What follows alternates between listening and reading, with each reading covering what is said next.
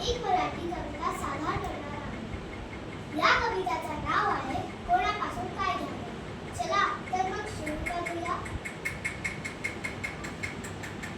Surya